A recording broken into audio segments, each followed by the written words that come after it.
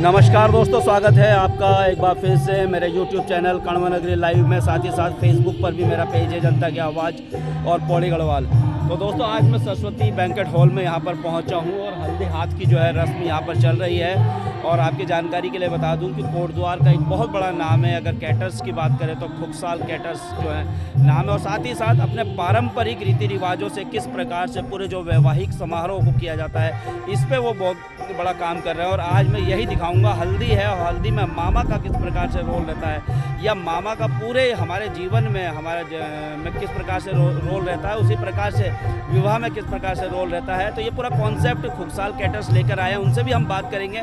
और चलते हैं हल्दी की तरफ और दिखाते हैं कि किस प्रकार से आज खुकसाल जी है इस पूरे कॉन्सेप्ट को कर रहे हैं। तो देख सकते हैं दोस्तों, आज हल्दी की रस्म है और बड़े ही पारंपरिक रीति रिवाजों से ये हल्दी की रस्म की जा रही है।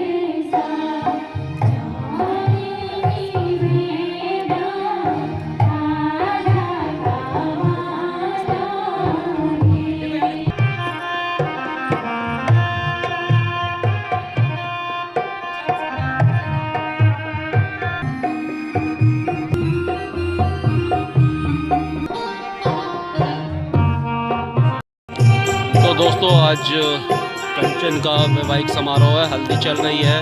और मामा का एक बहुत ही महत्वपूर्ण रोल हुआ करता है हमारी जो हिंदू संस्कृति में। ये कलयुग लेकर मामा लोग तैयार हैं और ये कॉन्सेप्ट जो है खुकसाल कैटर्स लेकर आए हैं कि हमारे जो है विवाह वैवाहिक समारोह में रिश्तेदारों को लोग इतना पहचानते भी नहीं, जानते भी नहीं। तो उनका एक कॉन्सेप्ट है कि हम लोग मामा को, रिश्तेदारी को जाने। सभी मामा हैं। कंचन के वैवाहिक समारोह, हल्दी समारोह में हम पहुँचे हैं।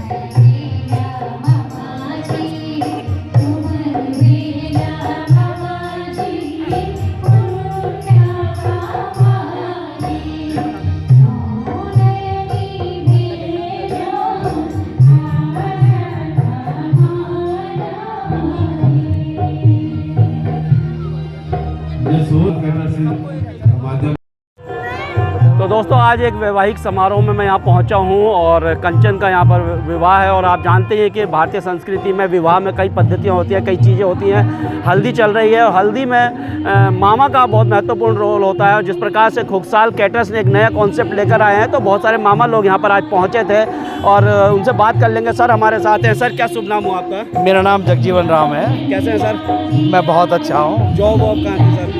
मैं दूरदर्शन में डायरेक्टर के पद से रिटायर हुआ हूँ दिल्ली से, और आज यहाँ उत्तराखंड में अपने देवभूमि में आके मुझे बहुत खुशी हो रही है। और आप जैसे युवा पत्रकार जो हमारे संस्कृति को आगे बढ़ा के चल रहे हैं, उसका हमें गर्व है। और आज भी एक अपने भणजी की शादी में आयो चाहो, और ये जो क्षेत्र कोटद्वार में सरस्वती बैंक्वेट पॉइंट जो एक वे का जो ओनर छन खुगसाल जी उनको अरेंजमेंट देख की और यख जो व्यवस्था च और वो जो हमारी संस्कृति तय और बोली भाषा तय बचाने गुण जो प्रयास करना छन, वो बहुत अति सराहनीय है। जैसे आज हल्दी थी, तो हल्दी में क्या आपको आज डिफरेंट लगा? हल्दी में इन वन तो मामा को कहीं भी कोई खास दिखेंदा नहीं चाह आजकल। हाँ, और भी शादियों में पर यह व्यवस्था करी कि हम तो विशेष रूप से मौका दे कि हम अपने संस्कृति के अनुसार कलियों की जो कंडीच वे का दगड़ी जो भी हमारा रीति रिवाज छन उनका दगड़ी हम यक प्रवेश करा। चलिए सर, आपसे मिलकर भी बहुत अच्छा लगा। धन्यवाद, बहुत धन्यवाद।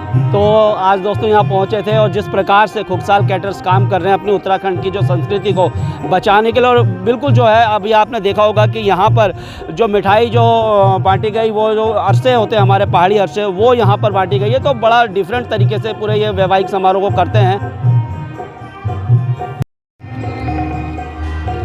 तो दोस्तों अभी आपने देखा कि किस प्रकार से हल्दी की रस्म यहाँ पर निभाई गई है और मामा का बहुत महत्वपूर्ण रोल होता है। अगर हमारी संस्कृति की बात की जाए तो मामा जैसे जब मुंडन संस्कार होता है तब भी मामा की ज़रूरत होती है। और इसी प्रकार से पूरे वैवाहिक समारोह में कोई भी जो रीति रिवाज हमारे चलते हैं तो रिश्तेदारों की बहुत महत्वपूर्ण भूमिका होती है। और ये पूरा कॉन्सेप्ट जो है राजेश खुगसाल जी खुगसाल कैटर्स के नाम से पूरे जाने जाते हैं। और सर ने 2010 से अपनी ये यात्रा प्रारंभ की और उद्देश्य बस यही है कि किस प्रकार से हम अपनी उत्तराखंडी खान पान उस संस्कृति को आगे हम ले जाएँ। तो हमारे साथ सर हैं, उनसे ही बात करेंगे पूरी। सर सबसे पहले तो स्वागत है आपका।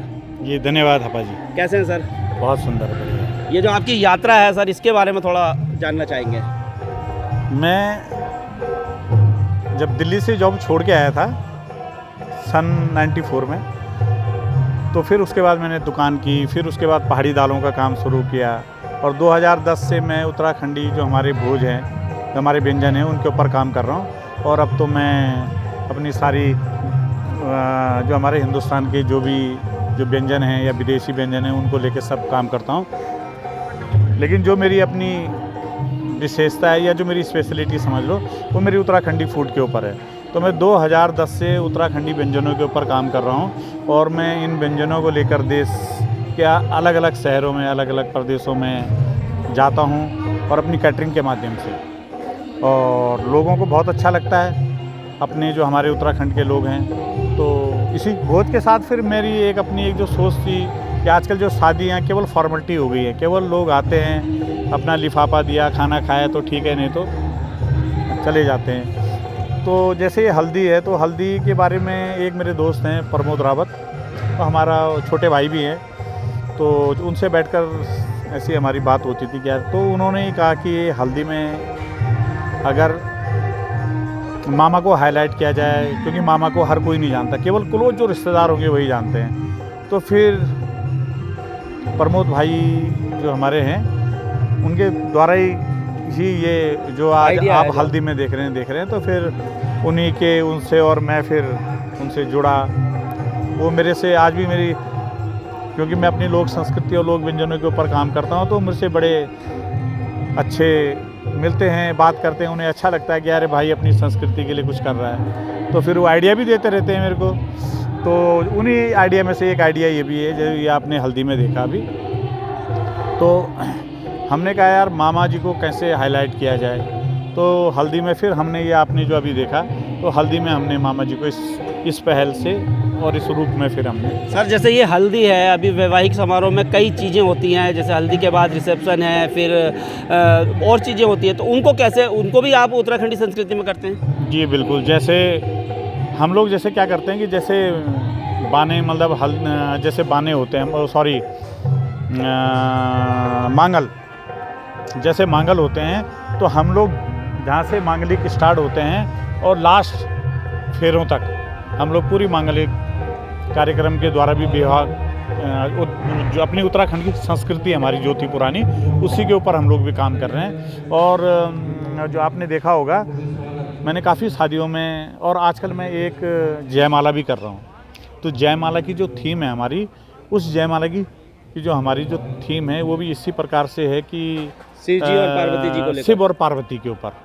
तो आप कभी उस विषय में, या कभी ऐसी शादी हुई, अभी मैं ऋषिकेश में 21 तारीख को करके आ रहा हूँ उसी थीम के ऊपर काम, जय श्री फार्म में 21 अप्रैल को, तो उसकी मैं वीडियो भी भेजूँगा आपको, तो आप उसकी झलक भी लोगों तक पहुँचाना। तो ऐसी अलग अलग मतलब उत्तराखंड की जो हमारी संस्कृति थी, हमारी पूरी जो रीति रिवाजों, पुरानी रीति रिवाज से जैसे शादी होती थी, तो उसी के ऊपर अलग अलग काम कर रहे हैं धीरे धीरे। खान पान रहता है शादियों में, वो किस प्रकार से अपना उत्तराखंडी रहता है? वो तो पूरा हमारा जो कि है तो मल्टी कुजीन होता है, पंजाबी भी होता है, राजस्थानी भी होता है, अपना साउथ इंडियन भी होता है, विदेशी भी तो बहुत कुछ होता है, लेकिन जो हमारा उत्तराखंडी फूड है उस पर मेरा ज़्यादा फोकस होता है। अब जैसे सर्दियाँ हैं, सर्दी में जो है कंडाली का सूप हो गया, अपना गैत का सूप हो गया, और 2-3 प्रकार के और भी सूप दे देते हैं। उसके बाद जो स्नैक्स में आ गया, पिंडालू के स्नैक्स दे देते हैं, और आपके क्या कहते हैं उसे गैत की टिक्की दे देते हैं, और भी प्रकार के बहुत, जो कंडाली का भी हम लोग एक जो स्नैक्स के रूप में बनाते हैं। और फिर आपका कंडाली का साग हो गया, फाणू हो गया, चैंसू हो गया, रलो दाल हो गया, और जो मूला की खिचड़ी होगी, मूला की ड्राई सब्जी होगी, और झंगोरा हो गया, और अरसे को हम लोग लाइव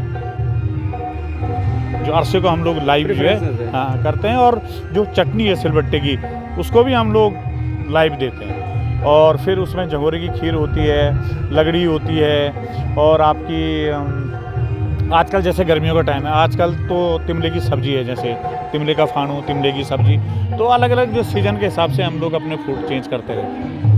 चलिए सर, बहुत बहुत मतलब शुभकामनाएं हैं आपको। आप अपनी उत्तराखंडी शादियाँ तो बहुत सारी हो रही हैं, लेकिन जो आप शादियाँ करवा रहे हैं वो एक बिल्कुल एक नया कॉन्सेप्ट है, और लोग चाह भी रहे हैं, और मतलब लोग आगे भी आ रहे हैं इन सब चीज़ों को करने के लिए। तो सर शुभकामनाएं आपको। जी धन्यवाद आप। तो दोस्तों, अभी जैसे हल्दी की रस्म चल रही हैं, तो और मामा का बड़ा रोल है, तो आइए मामा उनसे भी बात करेंगे कि उन्हें ये पूरा कॉन्सेप्ट कैसा लगा।